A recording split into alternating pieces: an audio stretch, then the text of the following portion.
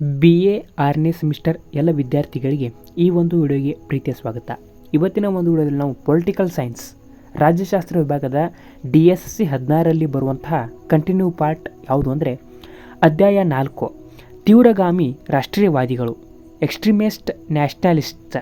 ಈ ಅಧ್ಯಾಯಕ್ಕೆ ಸಂಬಂಧಿಸಿದಂಥ ಇವತ್ತಿನ ಕ್ಲಾಸ್ನಲ್ಲಿ ನಾವು ಈ ಅಧ್ಯಾಯದಲ್ಲಿ ಬರುವಂತಹ ತೀವ್ರಗಾಮಿ ರಾಷ್ಟ್ರೀಯವಾದಿಗಳಾದಂತಹ ಶ್ರೀ ಅರಬಿಂದೋ ಅವರ ಕುರಿತು ಇವತ್ತಿನ ಕ್ಲಾಸ್ನಲ್ಲಿ ಅವರ ಪರಿಚಯಾತ್ಮಕ ವಿವರದ ಜೊತೆಗೆ ಪರೀಕ್ಷೆಯಲ್ಲಿ ಕೇಳಬಹುದಾದಂಥ ಪ್ರಶ್ನೋತ್ತರಗಳನ್ನು ಇಟ್ಕೊಂಡು ಅವರ ಸಂಪೂರ್ಣ ಮಾಹಿತಿಯನ್ನು ಅವರ ತೀವ್ರಗಾಮಿ ರಾಷ್ಟ್ರೀಯವಾದದಲ್ಲಿ ಒಂದು ರಾಷ್ಟ್ರೀಯವಾದಕ್ಕೆ ತೀವ್ರಗಾಮಿಯಾದಂತಹ ಅರಬಿಂದೋರವರ ಅಂಶಗಳು ಯಾವ ರೀತಿ ಇದ್ವು, ಅವರ ಚಿಂತನೆಗಳು ಯಾವ ರೀತಿ ಇದ್ವು ಅನ್ನೋದನ್ನು ಇವತ್ತಿನ ಕ್ಲಾಸ್ನಲ್ಲಿ ಒಂದು ಡಿಸ್ಕಷನ್ ಮಾಡೋಣ.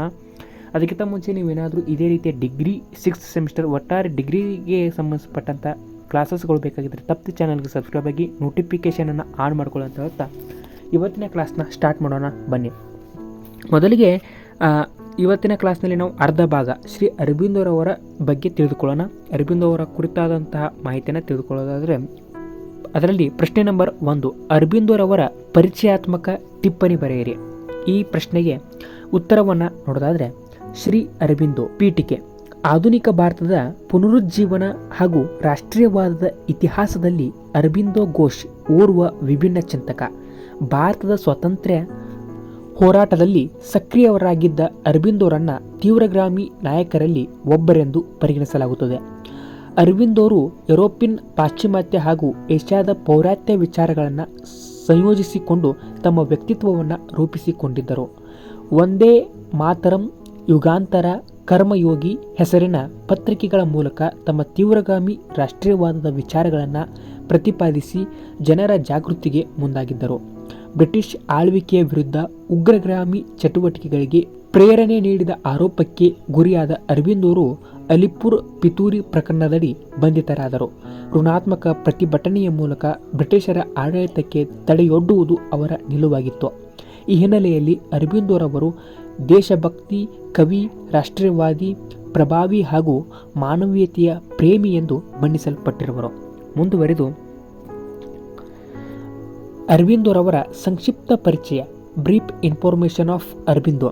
ಇದರ ಬಗ್ಗೆ ನೋಡೋದಾದರೆ ಅರಬಿಂದೋರವರು ಆಗಸ್ಟ್ 15, 1872ರಂದು ಕಲ್ಕತ್ತಾದಲ್ಲಿ ಜನಿಸಿದರು. ಅವರ ತಂದೆ ತನ್ನ ಇತರ ಮಕ್ಕಳಂತೆ ಅರಬಿಂದೋರನ್ನು ಪಾಶ್ಚಿಮಾತ್ಯ ಶಿಕ್ಷಣಕ್ಕಾಗಿ ಇಂಗ್ಲೆಂಡಿಗೆ ಕಳುಹಿಸಿದರು. ಮ್ಯಾಂಚೆಸ್ಟರ್, ಲಂಡನ್ ಹಾಗೂ ಕೇಂಬ್ರಿಡ್ಜ್ನಲ್ಲಿ ವ್ಯಾಸಂಗ ಮಾಡಿದ ಅರಬಿಂದೋರವರು ICS ಪರೀಕ್ಷೆಗೂ ಸ್ಪರ್ಧಿಸಿದರು.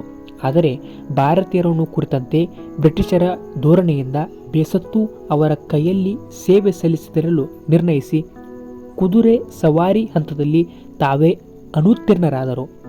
ಈ ಮಧ್ಯೆ ಇಂಗ್ಲೆಂಡಿನಲ್ಲಿ ವ್ಯಾಸಂಗ ಮಾಡುತ್ತಿದ್ದ ಮಗನಲ್ಲಿ ಅರಬಿಂದೋರ ತಂದೆಯವರು ಭಾರತದಲ್ಲಿನ ಬ್ರಿಟಿಷ್ ನೀತಿಗಳನ್ನು ಪತ್ರಗಳ ಮೂಲಕ ಮನವರಿಕೆ ಮಾಡಿಕೊಟ್ಟು ರಾಷ್ಟ್ರೀಯವಾದವನ್ನು ಬಿತ್ತಿದರೊಡನೆ ಕೇಂಬ್ರಿಡ್ಜ್ನಲ್ಲಿದ್ದಾಗ ಇಂಡಿಯನ್ ಮೆಜ್ಲಿಸ್ ಎಂಬ ಭಾರತೀಯ ವಿಮೋಚನೆಗೆ ಶ್ರಮಿಸುವ ಸಂಘಟನೆಯ ಕಾರ್ಯದರ್ಶಿಯಾಗಿ ಅರಬಿಂದೋರವರು ಕಾರ್ಯಾಚರಿಸಿದರು. ಅಲ್ಲದೆ ಲೋಟಸ್ ಮತ್ತು ಡ್ಯಾಗರ್ ಎಂಬ ಭೂಗತ ಸಂಘಟನೆಯೊಂದನ್ನು ಅವರು ಸ್ಥಾಪಿಸಿದರು. ಮುಂದುವರೆದು 1893ರಲ್ಲಿ ಭಾರತಕ್ಕೆ ಮರಳಿದ ಅರಬಿಂದೋ ಬರೋಡಾ ಸಂಸ್ಥಾನದಲ್ಲಿ ಕಂದಾಯ ಅಧಿಕಾರಿಯಾಗಿ, ಭೂ ಸುಧಾರಣೆ ಅಧಿಕಾರಿಯಾಗಿ, ಮಹಾರಾಜ ಕಾರ್ಯದರ್ಶಿಯಾಗಿ 13 ವರ್ಷಗಳವರೆಗೆ ಸೇವೆ ಸಲ್ಲಿಸಿದರು. ನಂತರ ಫ್ರೆಂಚ್ ಉಪನ್ಯಾಸಕರಾಗಿ, ಆಂಗ್ಲ ಪ್ರಾಧ್ಯಾಪಕರಾಗಿ, ಪ್ರಾಚಾರ್ಯರಾಗಿ ಬರೋಡಾ ಕಾಲೇಜಿನಲ್ಲಿ ಸೇವೆ ಸಲ್ಲಿಸಿದರು. ಈ ಮಧ್ಯೆ ಸಂಸ್ಕೃತವನ್ನು ಕಲಿತು ಭಾರತೀಯ ಪ್ರಾಚೀನ ಗ್ರಂಥವನ್ನು ಅಭ್ಯಸಿಸಿ ಆಧ್ಯಾತ್ಮಿಕತೆಯನ್ನು ಮೈಗೂಡಿಸಿಕೊಂಡರು. ಇಂಗ್ಲೆಂಡಿನಲ್ಲಿ ಪಾಶ್ಚಿಮಾತ್ಯ ಭೌತಿಕವಾದ ಮತ್ತು ಭಾರತದಲ್ಲಿ ಪ್ರಾಚೀನ ಆಧ್ಯಾತ್ಮಿಕತೆಗಳ ಪ್ರಭಾವಕ್ಕೊಳಗಾದ ಅರಬಿಂದೋರವರು ಮಾನವೀಯತೆ ಹಾಗೂ ರಾಷ್ಟ್ರೀಯತೆಗಳನ್ನು ಕುರಿತು ಭಿನ್ನ ನಿಲುವುಗಳನ್ನು ಹೊಂದಿದ್ದರು. 1906ರಿಂದ 1910ರ ನಡುವೆ ಸಕ್ರಿಯ ರಾಜಕೀಯದಲ್ಲಿ ತೊಡಗಿದ್ದ ಅರಬಿಂದೋರನ್ನು ಅಲಿಪುರ್ ಪಿತೂರಿ ಪ್ರಕರಣದಲ್ಲಿ ಜೈಲಿಗೆ ಹಾಕಲಾಯಿತು. ಬಿಡುಗಡೆಯಾದ ಬಳಿಕ ಪಾಂಡಿಚೇರಿಗೆ ತೆರಳಿದ ಅರಬಿಂದೋರವರು ಚಂದ್ರನಾಗೋರ್ನಲ್ಲಿ ಯೋಗ ಮತ್ತು ಆಧ್ಯಾತ್ಮಿಕ ಸಾಧನೆಗೆ ತೊಡಗಿ ಸಕ್ರಿಯ ರಾಜಕಾರಣದಿಂದ ದೂರವಾದರು. ಅಂತಿಮವಾಗಿ 1950ರಲ್ಲಿ ನಿಧನ ಹೊಂದಿದರು ಎಂಬುದು ಇಷ್ಟು ಅವರ ಒಂದು ಸಂಕ್ಷಿಪ್ತ ಮಾಹಿತಿ, ಬ್ರೀಫ್ ಇನ್ಫಾರ್ಮೇಷನ್ಗೆ ಸಂಬಂಧಿಸಿದಂಥ ಪ್ರಶ್ನೆಗೆ ಸ್ವಾರಸ್ಯವಾದಂಥ ಉತ್ತರವಾಗಿತ್ತು. ಮುಂದುವರೆದು ಪ್ರಶ್ನೆ ನಂಬರ್ 2. ತೀವ್ರಗಾಮಿ ರಾಷ್ಟ್ರೀಯವಾದಕ್ಕೆ ಅರಬಿಂದೋರವರ ಕೊಡುಗೆಗಳನ್ನು ಪರಿಶೀಲಿಸಿರಿ. ಈ ಒಂದು ಪ್ರಶ್ನೆಗೆ ಉತ್ತರವನ್ನು ನೋಡೋದಾದರೆ, ಉತ್ತರ: ತೀವ್ರಗಾಮಿ ರಾಷ್ಟ್ರೀಯವಾದಕ್ಕೆ ಅರಬಿಂದೋರ ಕೊಡುಗೆಗಳು. ಅರಬಿಂದೋಸ್ ಕಾಂಟ್ರಿಬ್ಯೂಷನ್ ಇನ್ ಎಕ್ಸ್ಟ್ರೀಮಿಸ್ಟ್ ನ್ಯಾಷನಲಿಸ್ಟ್. ಇದರ ಬಗ್ಗೆ ನೋಡೋದಾದರೆ, ಅರಬಿಂದೋರ ರಾಷ್ಟ್ರೀಯವಾದವು ಬಂಕಿಂ ಚಂದ್ರನ ವಿಚಾರಗಳಿಂದ ಆಳವಾದ ಪ್ರಭಾವಕ್ಕೊಳಗಾಗಿತ್ತು. ಬಂಧನದ ವೇಳೆಯವರೆಗೆ ಅರಬಿಂದೋರ ರಾಷ್ಟ್ರೀಯವಾದವು ಆಕ್ರಮಣಕಾರಿ ಸ್ವರೂಪವನ್ನು ತಾಳಿದ್ದರೆ ಬಿಡುಗಡೆಯ ಬಳಿಕ ಆಧ್ಯಾತ್ಮಿಕ ಸ್ವರೂಪವನ್ನು ತಾಳಿತು. ಸಮಕಾಲೀನ ಮಂದಗಾಮಿ ರಾಷ್ಟ್ರೀಯವಾದಿಗಳಿಗಿಂತ ಭಿನ್ನವಾದ ಅರಬಿಂದೋರ ರಾಷ್ಟ್ರೀಯವಾದದ ಚಿಂತನೆಗಳಲ್ಲಿ ತೀವ್ರಗಾಮಿ ಅಂಶಗಳನ್ನು ಗುರುತಿಸಬಹುದಾಗಿದೆ. ಈ ಕೆಳಗೆ ಸಂಕ್ಷಿಪ್ತವಾಗಿ ತೀವ್ರಗಾಮಿ ರಾಷ್ಟ್ರೀಯವಾದಕ್ಕೆ ಅರಬಿಂದೋರ ಕೊಡುಗೆಗಳನ್ನು ನೀಡಲಾಗಿದೆ. ಅದರಲ್ಲಿ ಫಸ್ಟ್ ಒನ್ ಬರುವುದೇ ಆಧ್ಯಾತ್ಮಿಕ ತಳಹದಿಯ ಪ್ರತಿಪಾದನೆ. ಸಮಕಾಲೀನ ಭಾರತೀಯ ರಾಷ್ಟ್ರೀಯ ಕಾಂಗ್ರೆಸ್ನ ನಾಯಕರು ಅನುಸರಿಸುತ್ತಿದ್ದ ಸಂವಿಧಾನಾತ್ಮಕ ವಿಧಾನಗಳ ಮಂದಗಾಮಿತ್ವವನ್ನು ಅರಬಿಂದೋರವರ ಟೀಕಿಸಿದ್ದರು. ಉದಾರವಾದಿ ಮಂದಗಾಮಿಗಳನ್ನು ದೇಶಭಕ್ತರೇ ಹೊರತು ರಾಷ್ಟ್ರೀಯವಾದಿಗಳಲ್ಲ ಎಂಬುದಾಗಿ ಅವರು ಪರಿಗಣಿಸಿದ್ದರು. ಜೊತೆಗೆ ಮಂದಗಾಮಿಗಳು ಭಾರತದ ಆಧ್ಯಾತ್ಮಿಕತೆಯಲ್ಲಾಗಲಿ ಅಥವಾ ನೈಪುಣ್ಯತೆಗಳಲ್ಲಾಗಲಿ ನಂಬಿಕೆ ಹೊಂದಿರದೆ ಯುರೋಪಿಯನ್ ವಿಚಾರಗಳನ್ನು ಪುನರ್ಸ್ಥಾಪಿಸುವುದೆಂದು ನಂಬಿದ್ದರು. ಆಧ್ಯಾತ್ಮಿಕ ಅಂಶಗಳುಳ್ಳ ಭಾರತೀಯ ಸಂಸ್ಕೃತಿಯು ಭಾರತದ ಏಕತೆ ಹಾಗೂ ಪ್ರಾಬಲ್ಯಕ್ಕೆ ಸಹಕಾರಿ ಎಂಬುದು ಅವರ ನಿಲುವಾಗಿತ್ತು. ಇದರೊಡನೆ ಭಾರತದ ಪ್ರಗತಿಗೆ ಆಧ್ಯಾತ್ಮಿಕ ಪುನರುತ್ಥಾನ ಅನಿವಾರ್ಯವೆಂದು ವಾದಿಸುತ್ತಿದ್ದ ಅರಬಿಂದೋರವರು ಈ ಕೆಳಗಿನ ಅಭಿಪ್ರಾಯಗಳಲ್ಲಿ ವ್ಯಕ್ತವಾಗಿದ್ದರು. ಅದರಲ್ಲಿ ಫಸ್ಟ್ ಒನ್ ರಾಷ್ಟ್ರವೆಂಬುದು ಭೂಭಾಗದ ತುಂಡಾಗಲಿ ಅಥವಾ ಮಾನವರ ಸಮೂಹವಾಗಲಿ ಆಗಿರದೆ ಜೈವಿಕ ಸ್ವರೂಪವುಳ್ಳ ಶಕ್ತಿಯ ಪರಿಕಲ್ಪನೆ. ಈ ಹಿನ್ನೆಲೆಯಲ್ಲಿ ಭಾರತವು ಮಾತೃದೇವತೆಯಾಗಿದ್ದು ಆಕೆಯ ಮಕ್ಕಳಾದ ನಾವು ಅವಳ ಸುರಕ್ಷತೆಗೆ ಯಾವುದೇ ತ್ಯಾಗಕ್ಕೆ ಸಿದ್ಧರಾಗಬೇಕು. ಸೆಕೆಂಡ್ ಒನ್ ರಾಷ್ಟ್ರೀಯವಾದವು ಧರ್ಮಕ್ಕೆ ಸಮಾನವಾದ ಪರಿಕಲ್ಪನೆ.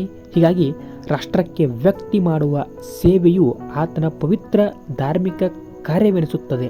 ರಾಷ್ಟ್ರದ ವಿಮೋಚನೆಗೆ ನಡೆಸುವ ಪ್ರತಿಭಟನೆ, ವಿದೇಶಿ ವಸ್ತುಗಳ ಬಹಿಷ್ಕಾರ, ರಾಷ್ಟ್ರೀಯ ಶಿಕ್ಷಣದ ಬೆಂಬಲ, ಸ್ವದೇಶಿ ವಸ್ತುಗಳ ಬಳಕೆಯಂತಹ ಕಾರ್ಯಗಳು ಧಾರ್ಮಿಕ ಯಜ್ಞಗಳಿಗೆ ಸಮಾನ. ನೆಕ್ಸ್ಟ್ ಒನ್ ರಾಷ್ಟ್ರೀಯ ಹೋರಾಟವು ದೈವಿಕ ಪ್ರೇರಣೆಯುಳ್ಳ ಚಟುವಟಿಕೆ. ಭಾರತದಲ್ಲಿ ದೇವರನ್ನು ಸಾಕ್ಷಾತ್ಕರಿಸಿಕೊಳ್ಳಲು ನಡೆಸುವ ಪ್ರಯತ್ನಗಳೇ ರಾಷ್ಟ್ರೀಯ ಸ್ವಾತಂತ್ರ್ಯ ಹೋರಾಟವಾಗಿದೆ.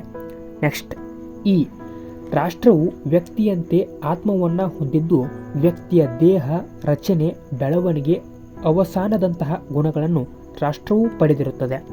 ನೆಕ್ಸ್ಟ್ ರಾಷ್ಟ್ರೀಯವಾದವು ಆಧ್ಯಾತ್ಮಿಕ ತಳಹದಿ ಹೊಂದಿರುವ ಪರಿಕಲ್ಪನೆಯಾಗಿದ್ದು ರಾಷ್ಟ್ರೀಯವಾದದ ವಿಕಾಸವು ಮಾನವ ಏಕತೆಗೆ ಆಸ್ಪದ ಕಲ್ಪಿಸುತ್ತದೆ. ಈ ಮೇಲೆ ಪ್ರಸ್ತಾಪಿಸಲಾದ ಆಧ್ಯಾತ್ಮಿಕ ತಳಹದಿಯುಳ್ಳ ರಾಷ್ಟ್ರೀಯವಾದದ ಅರಬಿಂದೋರವರ ವಿಚಾರಗಳಲ್ಲಿ ತೀವ್ರಗಾಮಿತ್ವವನ್ನು ಗುರುತಿಸಬಹುದಾಗಿದೆ. ಇನ್ನು ಮುಂದುವರೆದು ಎರಡನೇದಾಗಿ ಬರುವುದೇ ಸಮಗ್ರ ರಾಷ್ಟ್ರೀಯವಾದಕ್ಕೆ ಪ್ರಾಶಸ್ತ್ಯ.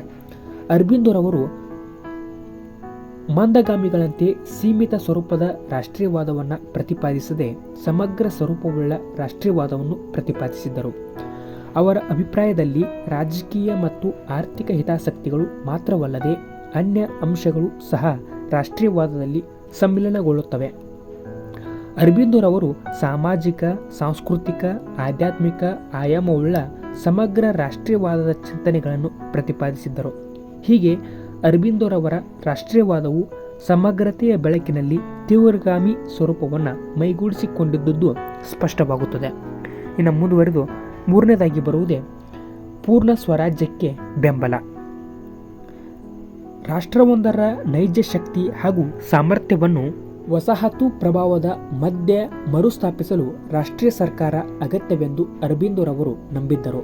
ಹೀಗಾಗಿ ಮಂದಗಾಮಿಗಳು ಬಯಸುತ್ತಿದ್ದ ಶಾಸಕಾಂಗದ ಸುಧಾರಣೆ, ಕಾರ್ಯಾಂಗದಿಂದ ನ್ಯಾಯಾಂಗದ ಪ್ರತ್ಯೇಕತೆ, ನಾಗರಿಕ ಸೇವೆಯಲ್ಲಿನ ಭಾರತೀಕರಣದಂತಹ ಸೀಮಿತ ಬೇಡಿಕೆಗಳನ್ನು ಅವರು ಸಮ್ಮತಿಸಿದ್ದಾಗಿದ್ದರು. ವೈಯಕ್ತಿಕ ಬೆಳವಣಿಗೆಗೆ ಮಾತ್ರವಲ್ಲದೆ ರಾಷ್ಟ್ರದ ವಿಕಾಸಕ್ಕೆ ಪೂರ್ಣ ಸ್ವರಾಜ್ಯ ಅಗತ್ಯವೆಂಬುದು ಅವರ ನಿಲುವಾಗಿತ್ತು.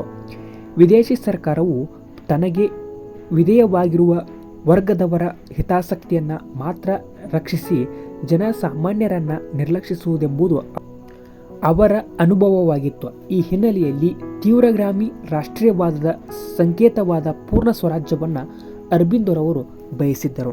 ಮುಂದುವರೆದು 4ನೇದಾಗಿ ಬರುವುದೇ ಸಾಂಸ್ಕೃತಿಕ ಪುನರುಜ್ಜೀವನಕ್ಕೆ ಪ್ರೋತ್ಸಾಹ. ಅರಬಿಂದೋರವರು ಸಾಂಸ್ಕೃತಿಕ ಅಂಶಗಳು ಭಾರತೀಯರನ್ನ ಅವರ ಪರಂಪರೆ ಹಾಗೂ ಸಂಪ್ರದಾಯಗಳ ನೆಲೆಗಟ್ಟಿನಲ್ಲಿ ಒಂದುಗೂಡಿಸಲ್ಪಟ್ಟವೆಂದು ನಂಬಿದ್ದರು. ರಾಷ್ಟ್ರೀಯ ಅಸ್ಮಿತೆಯನ್ನು ಮೈಗೂಡಿಸಿಕೊಳ್ಳಲು ಸಾಂಸ್ಕೃತಿಕ ಅಂಶಗಳು ಸಹಕಾರಿ ಎಂಬುದಾಗಿ ಅವರು ನಂಬಿದ್ದರು. ಈ ಹಿನ್ನೆಲೆಯಲ್ಲಿ ಸಾಂಸ್ಕೃತಿಕ ಪುನರುಜ್ಜೀವನವನ್ನು ಪ್ರೋತ್ಸಾಹಿಸಿದ್ದ ಅವರ ಈ ನಿಲುವಿನಲ್ಲಿ ತೀವ್ರಗಾಮಿ ರಾಷ್ಟ್ರೀಯವಾದದ ಚಿಂತನೆಗಳನ್ನು ಗುರುತಿಸಬಹುದಾಗಿದೆ. ಇನ್ನು 5ನೇದಾಗಿ ಬರುವುದೇ ಋಣಾತ್ಮಕ ಪ್ರತಿಭಟನೆಗೆ ಆಸಕ್ತಿ. ಪ್ರಾರ್ಥನೆ, ನಿಯೋಗ, ಸಂವಿಧಾನಾತ್ಮಕ ಪ್ರತಿಭಟನೆಯ ರಾಷ್ಟ್ರವನ್ನು ಸ್ವಾತಂತ್ರ್ಯದ ಸಮೀಪ ಕೊಂಡೊಯ್ಯಲಾರದೆಂಬುದು ಅರಬಿಂದೋರವರ ನಂಬಿದ್ದರು. ಹೀಗಾಗಿ ವಸಾಹತುಶಾಹಿಗಳ ವಿರುದ್ಧ ಆಕ್ರಮಣಕಾರಿಯಾಗಿ ಪ್ರತಿಭಟಿಸಲು ಪ್ರಚೋದನೆಯನ್ನು ಅರಬಿಂದೋರವರು ನೀಡಿದ್ದರು. ಪ್ರತ್ಯಕ್ಷವಾಗಿ ತೊಡಗದಿದ್ದರೂ ಪರೋಕ್ಷವಾಗಿ ತೀವ್ರಗಾಮಿಗಳ ಆಕ್ರಮಣಕಾರಿ ಪ್ರತಿಭಟನೆಯಲ್ಲಿ ಅವರು ಭಾಗಿಯಾಗಿದ್ದರು. ಈ ಮೇಲೆ ಪ್ರಸ್ತಾಪಿಸಲಾದ ಅಂಶಗಳಲ್ಲಿ ಅರವಿಂದರ ವಿನೂತನ ರಾಷ್ಟ್ರೀಯವಾದ ದೃಷ್ಟಿಕೋನವನ್ನು ಮನವರಿಕೆ ಮಾಡಿಕೊಳ್ಳಬಹುದಾಗಿದೆ. ಅರಬಿಂದೋರ ಈ ಪ್ರಯತ್ನದಲ್ಲಿ ವಿಮರ್ಶಕರು ಹಲವು ದೋಷಗಳನ್ನು ಗುರುತಿಸಿದ್ದಾರೆ. ಆ ಪೈಕಿ ಹಿಂದೂ ಧರ್ಮಾಧಾರಿತ ದೃಷ್ಟಿಕೋನವಾಗಿದ್ದು ಬಹುತ್ವವನ್ನು ಹೊಂದಿರುವ ಭಾರತಕ್ಕೆ ಸರಿ ಹೊಂದಲಾರದವು ಎಂಬುದು ಮೊದಲನೆಯದಾದರೆ, ದೇಶದ ಬಡತನ, ಹಸಿವು, ನಿರುದ್ಯೋಗದಂತಹ ಸವಾಲುಗಳನ್ನು ಅವರ ರಾಷ್ಟ್ರೀಯವಾದಿ ವಿಚಾರಗಳು ಕಡೆಗಣಿಸಿವೆ ಎಂಬುದು ಮತ್ತೊಂದು ದೋಷವಾಗಿದೆ. ಒಟ್ಟಾರೆ ರಾಷ್ಟ್ರೀಯವಾದವನ್ನು ರಾಜಕೀಯಕ್ಕೆ ಸೀಮಿತಗೊಳಿಸದೆ ಅದಕ್ಕೆ ಆಧ್ಯಾತ್ಮಿಕ ತಳಹದಿಯನ್ನು ಒದಗಿಸಲು ಅವರ ಚಿಂತನೆಗಳನ್ನು ಯಶಸ್ವಿಯಾಗಿವೆ ಎನ್ನಬಹುದು. ಇಷ್ಟು ಅವರ ರಾಷ್ಟ್ರೀಯವಾದದ